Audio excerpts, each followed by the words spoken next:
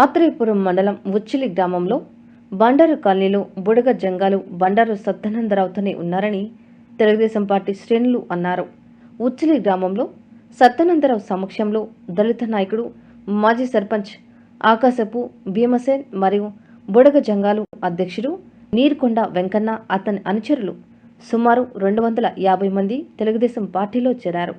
వీరికి సత్యానందరావు కండువా కప్పి పార్టీలోకి సాదరంగా ఆహ్వానించారు.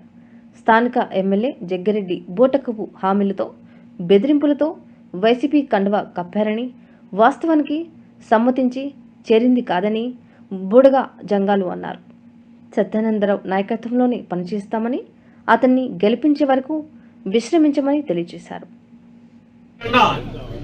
మన ఇందుకూరు ఇస్మనారాజు గారు కలగ చేసుకొని ఇక్కడ 3 సంవత్సరాలు 10 సంవత్సరాలు అయినప్పటికైనా ఇక్కడ స్థలాలు రప్పించి బండారు సత్యానంద గారు మనకి ఇక్కడ స్థలాలు ఇచ్చారు.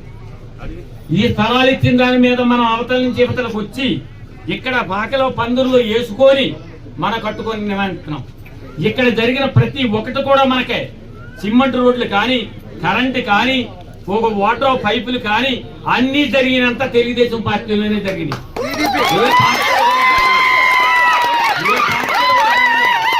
తెలుగుదేశం పార్టీలోనే జరిగినాయి మనకన్నీ. ఈ లోపట్లో బొబ్బర్ సింగ్ గారు ఈ లోపట్లో రాత్రి మాట్లాడేందుకు కూడా 3 స్తంభాలు వేసారట వైఎస్ఆర్. తర్వాత కంకర్ రోడ్డు పోసారు. అంతకు మించి ఇంకేమీ లేదు. రాత్రి ఉన్న విషయం కూడా మా ఉన్నోళ్ళు చెప్పేశారు. ఏమని అక్కడ 50,000 ఇచ్చారని, ఇక్కడ 2 లక్షలు వస్తాయని అక్కడ కూడా చెప్పేశారు. నిజమాబద్ధం అండి, చెప్పేశారు. తర్వాత కమిటీలు చూపించాం, పునర్దేశింది అది రెడీ చేస్తున్నారు. ఇంక ఏం కావాలన్నా ఏం చెయ్యాలన్నా మన బండారు సత్యానందం గారు, సుబ్బరాజు గారు, బొబ్బర్ సింగ్ గారు మనకి ఏం కావాలన్నా అక్కడికి వెళ్ళి అడిగే బాధ్యత మనదే. అది చేసే బాధ్యత వారిది.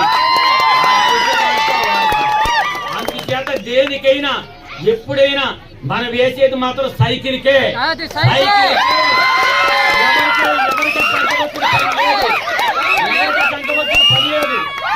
ఎవరికి వంగవలసిన పని లేదు. ఎవరు బెదిరించినా ఏం చేసినా మనకు వచ్చిన భయం.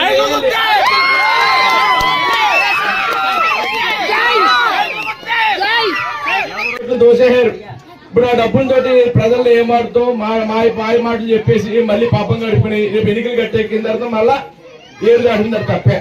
ఇది వాడుకోవడానికి మళ్ళీ మాయ మాటలు మా పెట్టి మాటలు చేస్తున్నారు. ప్రజలంతా ఇది ఎట్టి నమ్మరారు అనుకో. ప్రజలు అంటే అమాయకులు అనుకుంటున్నారా లేదా గొర్రెలు అనుకుంటున్నారా అని మాట్లాడేవాడు ఆ రోజు కాలం. అమాయక గొర్రెలు అనుకుంటున్న ప్రజలు అంటే ఏమనుకుంటున్నారు?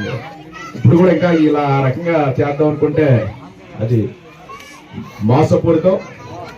ఇలా చర్యల్ని ఖండిస్తూ మరి ఎంతో అభిమానంతో ఇందాక చెప్పండి, మీరు తెలుగుదేశం పార్టీ పెట్టారు. మిమ్మల్ని ఎంత పెట్టినా వాళ్ళు కొనలేరు. ఎవరో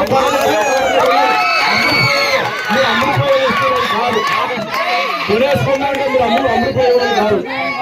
అది అందరికీ తెలుసు. మీ మనసు ఏంటో మా సైకిల్ గుర్తుకి వెళ్తా తప్ప చెయ్యి మళ్ళీ వేరే గుర్తుకి వెళ్ళదు.